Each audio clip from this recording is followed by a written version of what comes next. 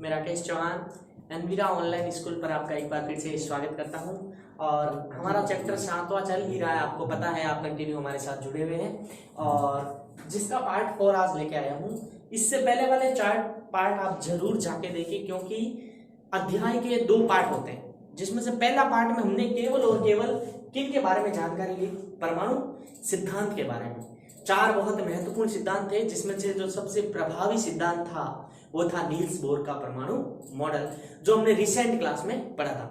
तो परमाणु सिद्धांत के बारे में हमने पढ़ लिया था और आज हम पढ़ेंगे तत्वों का वर्गीकरण। जो हमारे पास परमाणु प्राप्त होंगे, तत्व प्राप्त होंगे, तत्व, परमाणु, यौगिक, अणु, ये सब आप अगर जानना चाहते हो तो हमारे प्लेलिस्ट में जाइए। 11th क्लास में पहला ही चैप्टर है, वहां पे इसकी जानकारी आपको मिल जाएगी।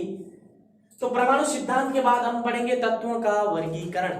क्यों आवश्यकता हुई कि अलग अलग तत्वों को अलग अलग रखा जाए, समान गुण वाले को पास पास रखा जाए? ऐसी आवश्यकता क्यों पड़ी? ऐसी आवश्यकता इसीलिए पड़ी, जैसे मान लो हमारे पास 10 परमाणु हैं, उनके परमाणु क्रमांक अलग अलग हैं। अगर उनको ऐसे ही जमा दिया जाए तो आपको याद करने में भी दिक्कत हो सकती है। या तो परमाणु क्रमांक से जमाएंगे, इसके कारण हम आसानी से याद कर पाएंगे और इससे भविष्य में खोजे जाने वाले तत्वों या परमाणु के बारे में विशेष जानकारी नहीं प्राप्त होगी, क्योंकि अगर आपके पास पहले वाले भी सुव्यवस्थित नहीं है तो हमें आगे कैसे खोजेंगे और परमाणु? इसीलिए पहले वाले तत्वों को एक वर्ग में, आवर्त में ऐसे सेटल करके कि इनके गुण समान है तो इनको एक साइड में रखा जाए और जिनके गुण अलग अलग हैं उनको अलग अलग रखा जाए। जैसे एक तरह के गुण व्यक्त करने वाले को एक तरह रखा जाए, जैसे आपके पास धातु है तो धातु को अलग साइड में रखा जाए, आपके पास अधातु है तो उसको अलग साइड में रखा जाए। अगर आप धातु अधातु के बारे में भी जानकारी जानना चाहते हैं तो हमारे प्लेलिस्ट में क्लास 8 का चैप्टर नंबर 4 जाके जरूर देखें, वहां पे भी आपको धातु अधातु के बारे में सामान्य जानकारी बताई गई है। मैं यहाँ इतना नहीं बता पाऊंगा, इसलिए आप प्लेलिस्ट में 8 क्लास में केमिस्ट्री का जो पोर्शन है वहां जाके जरूर देखें। तो आज हम पढ़ने वाले हैं तत्वों का वर्गीकरण। तो इनकी आवश्यकता इसीलिए पड़ी कि भविष्य में खोजे जाने वाले तत्वों के बारे में हमें क्या प्राप्त हो सके? जानकारी प्राप्त हो सके। क्या हो सके? जानकारी प्राप्त हो सके। तो तत्वों का वर्गीकरण करने वाले सर्वप्रथम वैज्ञानिक आए थे हमारे अकॉर्डिंग टू बुक के अनुसार डाबेराइनर आए थे। कौन आए थे? डाबेराइनर आए और उन्होंने जो तत्व पढ़े थे उनको 3-3 के समूह में जमाया और एक विशेष प्रकार का गुण पाया कि जो पहला तत्व है और अंतिम तत्व है, अगर उनकी जोड़ कर दूं या उनका औसत निकाल दूं तो बीच वाले के बराबर आ रहा है। उन्होंने सोचा क्या पता इस प्रकार 3-3 के समूह जमाऊं, लेकिन ये बात ज्यादा तत्व तक लागू नहीं हो पाई। तो हम पढ़ेंगे सबसे पहले तत्वों का वर्गीकरण, यानी तत्वों का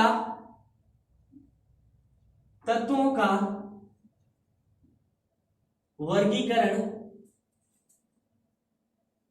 इसलिए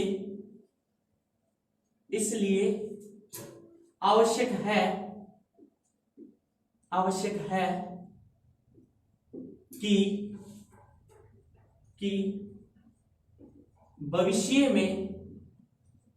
भविष्य में और अधिक तत्वों को खोजा जा सके। ये इसीलिए आवश्यक है और उनके गुणों के बारे में जानकारी प्राप्त हो। यानी कौन सा तत्व है उसको कहां रखा जाए। तो इसका वर्गीकरण सबसे पहला पूछा जाता है, तो सबसे पहले वैज्ञानिक आए थे डाबेराइनर।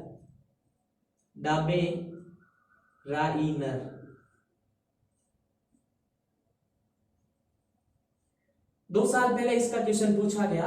तो ये वैज्ञानिक थे डाबेराइनर और आए और क्या बताए इन्होंने? क्या किया, जैसे एक एग्जांपल के माध्यम से समझा रहा हूं आपको। तो इन्होंने 3 तत्व लिए, ए, बी और सी। इन 3 परमाणुओं को लिया, इस प्रकार 3-3 के समूह बनाए, E, F, G, P, Q, R. मान लो ये 3-3 के समूह बनाए। जब ये तीन तीन के समूह बने, अगर इनका औसत निकाला जाए, यानी A प्लस सी, यही होता है पहले का और दूसरे का, दो संख्या है A प्लस सी पहले और दूसरे का औसत निकाला जाए तो ये B के बराबर आता है। लगभग किसके बराबर होगा इसका मान? B के बराबर। और ठीक इसी प्रकार जो E प्लस G बट्टा 2, उसकी वैल्यू होगी किसके बराबर? F के बराबर। यानी प्रथम और तृतीय तत्वों का औसत बीच वाले दो तत्वों के मान के लगभग बराबर होगा, यानी लगभग परमाणु भार के बराबर होगा। ये चीज थोड़ी यहां पे ध्यान रखना, किसके बराबर होगा? परमाणु भार के बराबर। तो वैज्ञानिक डाबे राइनर ने तत्वों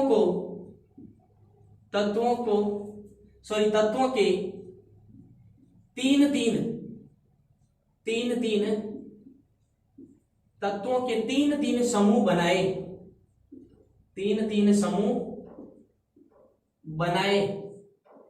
जिनके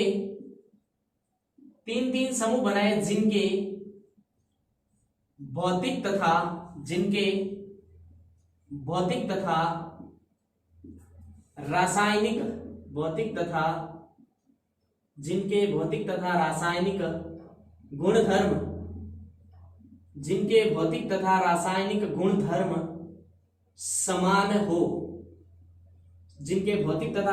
गुणधर्म समान होते हैं,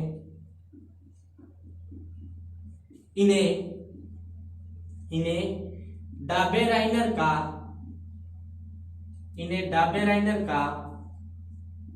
त्रिक नियम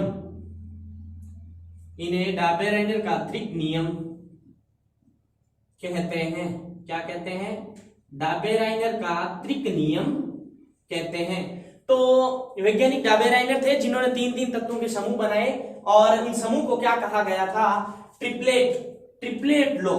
ये वाला एक बार एग्जाम में पूछा गया। डाबे राइनर के त्रिक नियम से क्या समझते? केवल ये भी पूछ सकता है कि त्रिक नियम कौन से वैज्ञानिक ने दिया, तो डाबे राइनर ने दिया। स्टेटमेंट पूछ सकता है, इसका कथन पूछ सकता है, वो अभी हम समझेंगे कथन क्या है। तो इनका कथन ये था, तीन तीन तत्वों के समूह में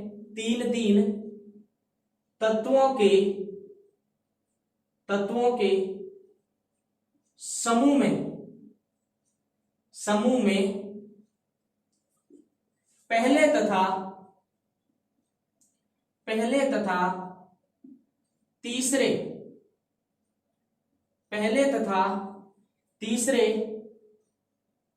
तत्वों या परमाणुओं का औसत मध्य वाले परमाणु के परमाणु भार के बराबर होता है। परमाणु भार के लगभग बराबर होता है। भार के लगभग बराबर होता है। लगभग क्या होता है? बराबर होता है। उन्होंने क्या किया कि तीन तीन का समूह बनाया, ए बी सी, तीन का समूह बनाया। A plus C is equal to B, यानी लगभग बराबर होंगे, एग्जैक्ट बराबर नहीं होंगे।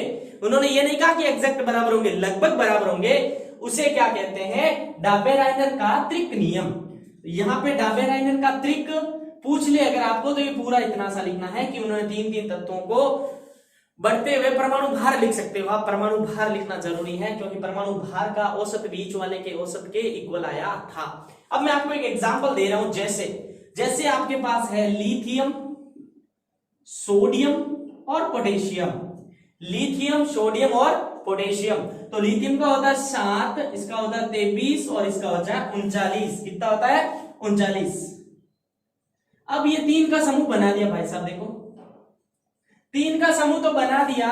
अगर मैं इसका परमाणु भार लूं और इसका परमाणु भार लूं और उनका अगर औसत निकालूं, जैसे मैं करूं 39 प्लस 7 बट्टे 2, 7 और 7 14, 15 और 16, और एक ऊपर चला जाएगा 4 बट्टे 2, तो 46 का आधा कितना हो जाएगा बच्चे लोग? 23। अब मेरे को ये बताना क्या यह राशि इसके इक्वल है? लगभग होती, लेकिन अपवाद के रूप में एक आध एग्जैक्ट आ जाती है। तो इन्होंने एक चीज वर्ड यूज किया था, लगभग बराबर होता है। जैसे एक एग्जांपल और ले रहा हूं आपके सामने, जैसे ले लिया chloro, bromo and iodo. Chlorine का होता है 35, ब्रोमीन का 80, आयोडीन का 127। आप इनका योग और इनका योग बट्टे 2 करके देखना। तो जैसे 127 35, 12 1 5 7 और 1 8, 1 बट्टे 2 कितनी बार जाएगा? 12, 1 यहां पे आ जाएगा, सॉरी 12, 1 ऊपर चला जाएगा, 3 तो 5 और 1 6 और 1 का 1। अब देखो कितनी बार आएगा? 8 और 1, ये 80 और ये लगभग, इसका जो होता है ना वो एग्जैक्ट आप लिखना चाहो ना 80.5, तो 80.5 80 समथिंग लगभग बराबर है। ऐसे नहीं, इन्होंने ये नहीं बोला कि एग्जैक्ट बराबर होते हैं, इन्होंने ये बोला कि दो तत्वों के परमाणु भार प्रथम और तृतीय के बीच वाले का मान दोनों के योग के औसत के बराबर आएगा। बीच वाला है 23, इनका योग करूं और बट्टे 2, दो संख्या औसत बराबर क्या आ गया? 23, यानी बीच वाले के लगभग क्या आएगा? बराबर आएगा। इन्होंने बताया सबसे पहले डाबेराइनर। लेकिन एक बात यहाँ पे और खटकती है कि इन्होंने बता दिया 3 तत्वों के लिए, लेकिन ये ज्यादा परमाणु के लिए लागू नहीं हुआ। ये केवल 3 के समूह यानी 2 या 3 समूह तक लागू हुआ, यानी इसकी कमी रहेगी। क्या रहेगी?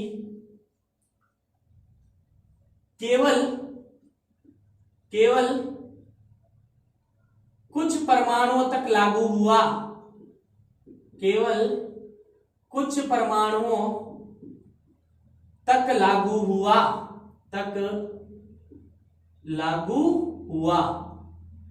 केवल कुछ परमाणु तक लागू हुआ, अधिक परमाणु तक लागू नहीं हो पाया, इसीलिए इनकी एक ये कमी रह गई। अब आगे वाले वैज्ञानिक आएंगे तो आप अगर असफल हो गए तो मैं मेरा तरीका बताऊंगा। इन्होंने तो बताया कि बढ़ते हुए परमाणु भार के आधार पे 3 का समूह लिया और जोड़ के देखा तो 2-3 समूह तक मिल गए, लेकिन आगे तक नहीं मिल पाया, तो ये इसकी एक कमी थी, इसीलिए यहाँ पे ये असफल हुए। अब आगे वाले वैज्ञानिक के बारे में हम पढ़ेंगे। तो तत्वों के बारे में पहला वर्गीकरण पढ़ लिया था। अब दूसरे वैज्ञानिक आएंगे न्यूलैंड। ये क्यों आए? क्योंकि जो हमारे पहले वैज्ञानिक थे डॉबराइनर या डाबेराइनर आप बोल सकते हो, वो सफल नहीं हो पाए तत्वों के वर्गीकरण कैसे करना है, केवल 3 समूह बताए, आगे असफल हो गए। तो उसके बाद दूसरे वैज्ञानिक आते हैं न्यूलैंड। तो ये अपना एक अलग ही नियम देते हैं, काफी हद तक सही होता है। इन नियम का नाम जो एग्जाम में पूछा जाता है, इसका कथन लिखिए। तो न्यूलैंड ने एक नियम दिया जिसे न्यूलैंड का अष्टक नियम, न्यूलैंड का अष्टक नियम, एग्जाम में ऐसा पूछा जाता है 1 नंबर का क्वेश्चन कि न्यूलैंड का अष्टक नियम लिखिए या स्टेटमेंट लिखिए और उनकी ये कहां तक लागू हुआ ये बताइए। इतना ही पूछा जाता है, अंक पूछा जाता है, 1 अंक भार का ये क्वेश्चन होता है। तो न्यूलैंड का अष्टक नियम, नाम से ही पता चल रहा है अष्टक, यानी यहां से कुछ ना कुछ क्लू निकल के आएगा। तो जो वैज्ञानिक डॉबराइनर थे 3 का बनाया, तो ये आए और इन्होंने बताया तत्वों को बढ़ते हुए परमाणु भार, ये चीज याद रखना, एटॉमिक मास पकड़ के रखना, भार को आगे वाले आएंगे चेंज बताएंगे, इसीलिए। तो हमारे भाई साहब जो न्यूलैंड थे, इन्होंने किया क्या? न्यूलैंड ने जिन तत्वों के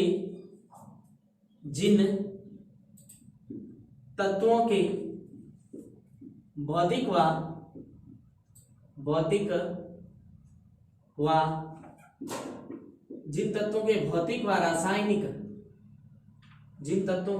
व रासायनिक गुणधर्म समान थे उनको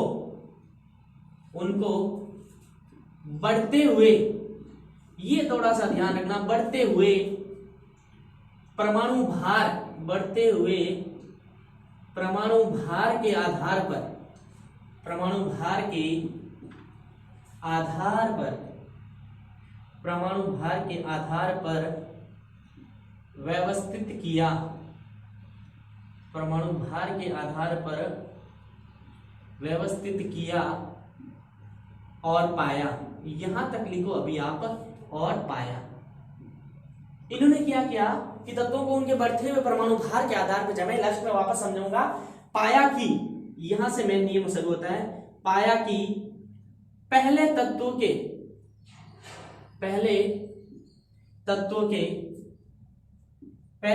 के गुण यानी रासायनिक गुण आठवें तत्व के गुण के समान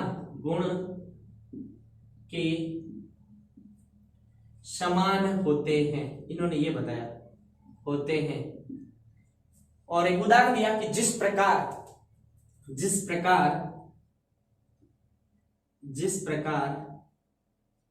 संगीत के स्वर होते हैं। कैसे देखना, जैसे सा, रे, गा, मा, पा, ध, नी, सा। ऐसे ही बोलते हो, शा रे गा मा प ध नी सा। तो यहां पे आप अगर नंबरिंग करोगे, 1 2 3 4 5 6 7 और 8, ध्यान दीजिएगा। 8वां है और पहला है, समान है या नहीं है मेरे को इतना ही बताओ। यानी पहला सा था तो 8वां भी क्या आ रहा है, सा आ रहा है। यानी संगीत के 7 स्वरों के समान।